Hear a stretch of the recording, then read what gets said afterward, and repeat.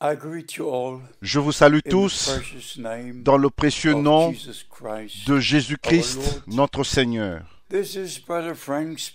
C'est Frère Franck qui vous parle depuis le centre missionnaire international de Krefeld en Allemagne.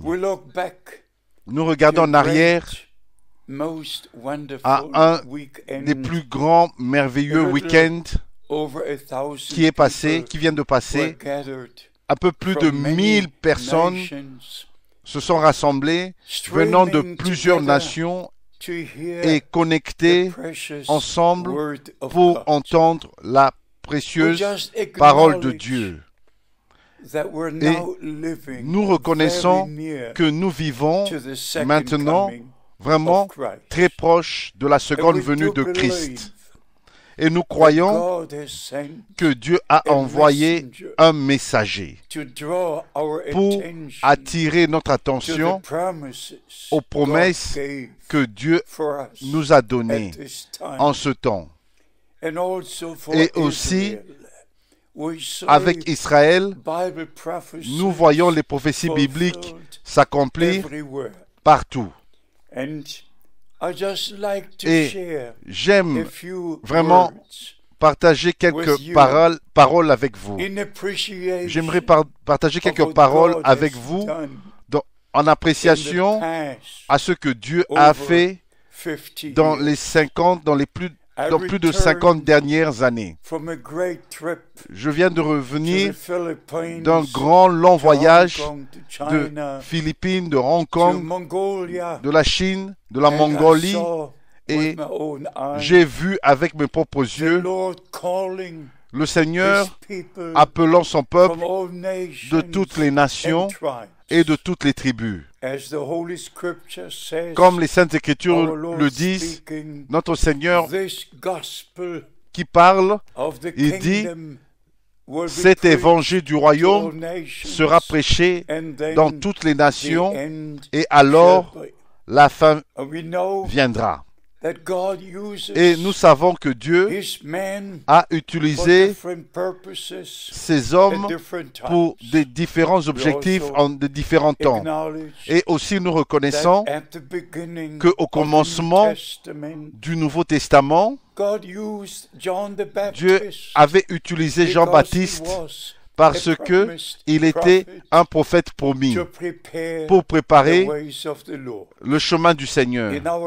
Dans notre temps, Dieu a utilisé Frère Branham d'une manière très très spéciale et il lui fut dit que le message qui lui avait été donné, la parole révélée de Dieu, sera prêché à toutes les nations avant la seconde venue de Christ.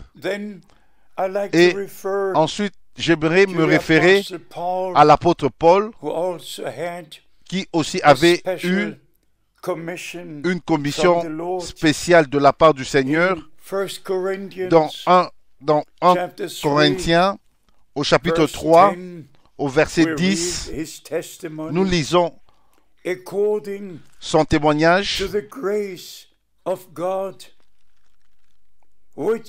Selon la grâce de Dieu qui m'a été donnée, j'ai posé le fondement comme un sage architecte, et un autre bâtit dessus. Mais que chacun prenne garde à la manière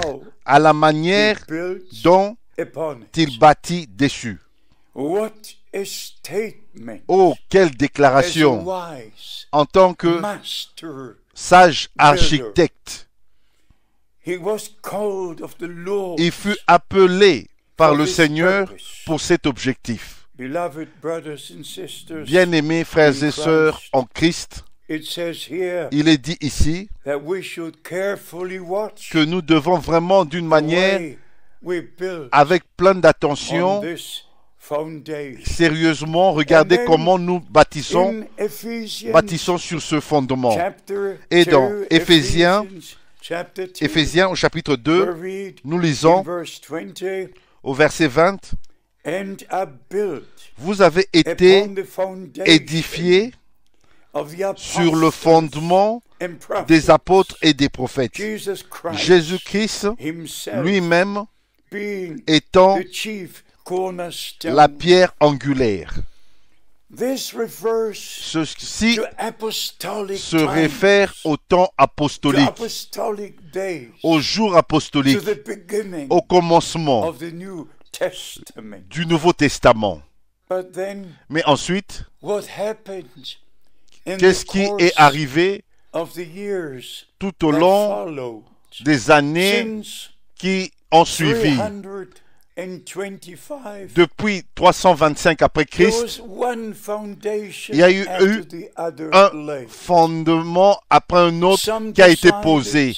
Il y en a qui ont décidé à Nicée ce qu'ils croient, et d'autres à Constantinople et d'autres à Éphèse. Si vous lisez l'histoire de l'Église, chaque Église a posé leur propre fondement. Mais maintenant, le temps est arrivé pour la restauration totale. Et nous ne retournons pas à un quelconque ou à un quelconque concile ou dans un temps quelconque, ou que ça soit à Nicée ou à Constantinople ou à Éphèse, partout. Nous retournons au commencement, au fondement originel qui a été posé par les apôtres et les prophètes. Dans notre pays, chaque journal, que ça soit religieux ou juste des journaux ou des magazines, ça parle de la Réformation. Il y a de cela 500 ans qui sont venus et qui sont passés depuis le temps de la Réformation.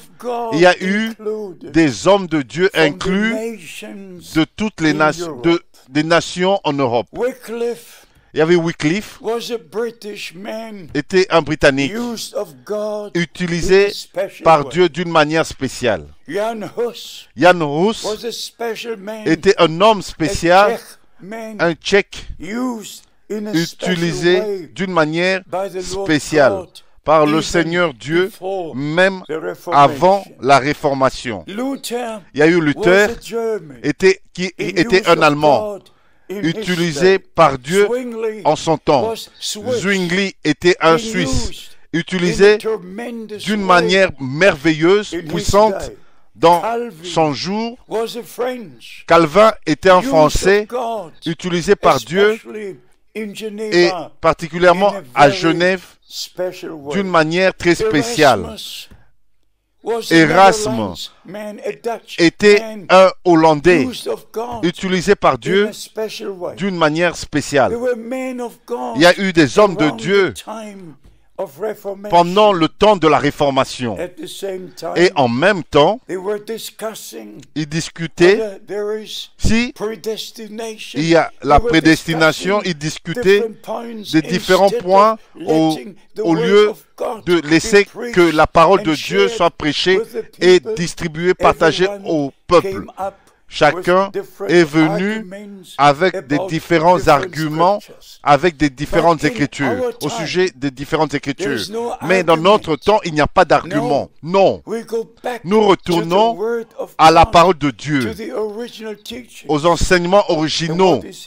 Et ce qui est en train d'arriver, et ce qui est arrivé en général dans notre temps, tous ceux qui ont posé leur propre fondement, tous ceux qui croient que le credo apostolique a décidé, qui avait été décidé au concile de Nicée en 325 après Christ, tous ont posé leur fondement sur cette déclaration.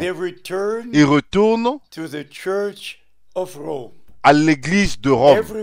Tous, chacun, et Et toutes les grandes églises, les églises d'État ou les églises internationales ne retournent pas à l'apôtre Pierre ou l'apôtre Jean ou l'apôtre Jacques ou Paul. Ils retournent à Athanase, ils retournent à Augustin, ils retournent tous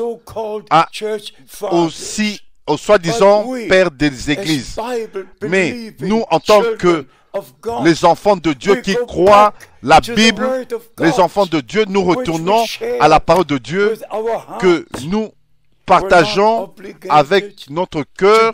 Nous ne sommes pas obligés, engagés à croire à ce que Dieu, les gens ont décidé 325 ans après Christ ou dans d'autres années.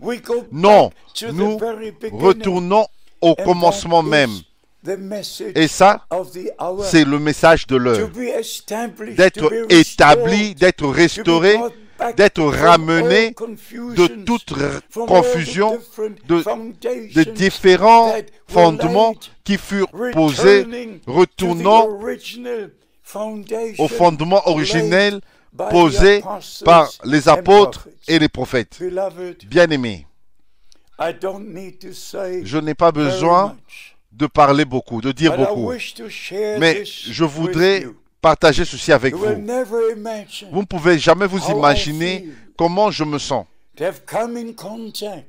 Des contacts, le contact avec la parole promise pour ce jour. Comment je sens. Je me sens d'avoir rencontré l'homme de Dieu dans notre temps. Je n'ai jamais rencontré Martin Luther, je n'ai jamais rencontré Zwingli, je n'ai jamais rencontré tous les autres, mais j'ai rencontré l'homme de Dieu envoyé avec un message de Dieu, avec le message de Dieu au peuple de Dieu dans notre jour et dans notre temps. Que ce soit avec une commission directe de la part du Seigneur, et il lui fut dit, de même que Jean-Baptiste fut envoyé pour précéder la première venue de Christ, tu es envoyé avec un message qui précédera la seconde venue de Christ. Vous ne pouvez jamais vous imaginer combien j'apprécie ces temps. Je chéris ce temps-là où j'étais ensemble avec Frère Branham, et particulièrement en 1955, en 1958, en 1962, et écoutant toutes ces prédications, moi vivant en Allemagne bien sûr, mais tout ce qu'il prêchait aux États-Unis m'avait été envoyé par la grâce de Dieu. Le Seigneur m'a ouvert la compréhension de reconnaître le temps dans lequel nous vivons et de connaître le plan du salut, de reconnaître que Dieu a envoyé son serviteur et prophète pour nous ramener au fondement originel. Et comme le prophète Élie avait rebâti l'autel du Seigneur, il a pris les 12 pierres selon les 12 tribus d'Israël. La même chose est arrivé en notre temps. Cet homme envoyé de Dieu nous a ramenés aux enseignements des 12 apôtres et nous a ramenés à Christ, ramenés à la parole de Dieu et éloignés de tous les autres fondements et loin de tous les autres enseignements. Maintenant, nous comprenons deux choses. Depuis le temps de la Réformation, deux choses sont arrivées. Il y en a qui croient, qui ont cru, et d'autres n'ont pas cru. Et dans chaque réveil qui avait suivi, sous Wesley, sous John Smith, sous William Booth, et tous les réveils qui ont suivi la Réformation, il y avait toujours un reste qui continuait avec le Seigneur dans le prochain réveil, avec le prochain réveil. Et nous vivons à la fin du temps de la grâce et nous prenons part au dernier réveil. Mais qu'est-ce qui arrive, qu'est-ce qui est en train d'arriver devant nos propres yeux? Tous ceux qui n'ont pas continué à avancer, maintenant ils retournent à l'église mère. Mais ceux qui continuent à avancer dans ce dernier réveil, ils se préparent pour la seconde venue de Christ. Ils ne retournent pas à Rome, ils retournent à Jérusalem, parce que c'est là, c'était l'endroit choisi par Dieu. La parole de Dieu sortira de Jérusalem et l'enseignement de la montagne de Sion. Je suis tout simplement reconnaissant envers le Dieu Tout-Puissant de vivre maintenant et de prendre part à ce que Dieu est en train de faire maintenant. Et que je puisse dire ceci avant de clôturer, conclure. Bien-aimé, la grâce de Dieu ne peut pas être expliquée. Je regarde en arrière à plus de 55 années dans le ministère international, et par la grâce de Dieu, j'ai le compte rendu de tous les 10 millions de miles, plus de 14 millions de kilomètres dans les airs.